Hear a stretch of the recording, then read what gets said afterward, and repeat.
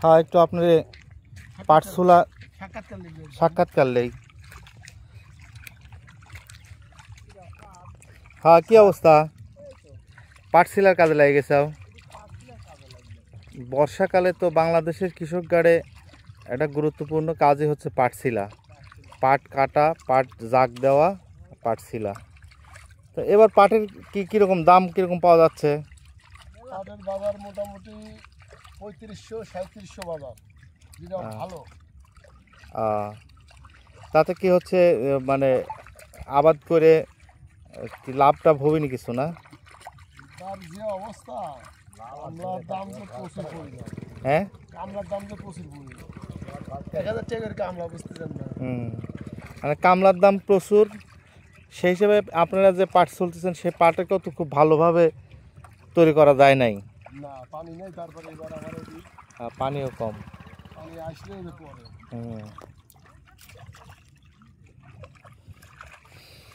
সোনালী আঁশ খ্যাত পাট আমাদের বাংলাদেশের কিন্তু প্রত্যেকটা গ্রাম, মাঠ, খাল, বিলে এই পাট চাষ হয়, পাটের আবাদ হয়। এটা বাংলাদেশের ইতিহাসে দীর্ঘদিন, মানে এটা প্রাচীনতম কাজ বলা যেতে পারে।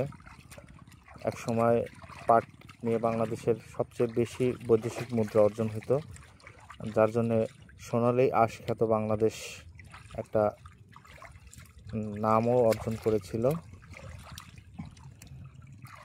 সেই জায়গায় কিন্তু এখনকার যারা পাট চাষ করছে তাদের যে কথা, যে পাটের দাম আছে, বাট পাট চাষ করতে যায় যে তার প্রসেসিং আছে, যে খরচ আছে, সেই খরচ অনুযায়ী আসলে সেরকম লাভবান আমাদের কৃষকরা হতে পারতেছে না। এটাই তাদের কথা আর কি, যতটুকু তাদের সাথে কথা বলে জানলাম।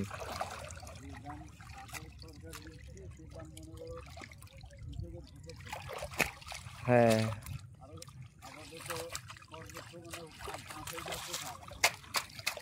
তবে কৃষক হচ্ছে মানে জমির যে ব্যাপার, তারপরে হচ্ছে আপনার খরচ,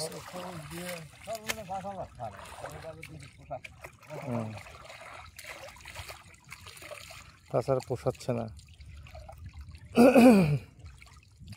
আচ্ছা, এই পাট চাষে কি আধুনিকায়ন হয় নাই, যে পাট বেশি উৎপন্ন হবি, পাট বেশি ভালো হবি? হ্যাঁ,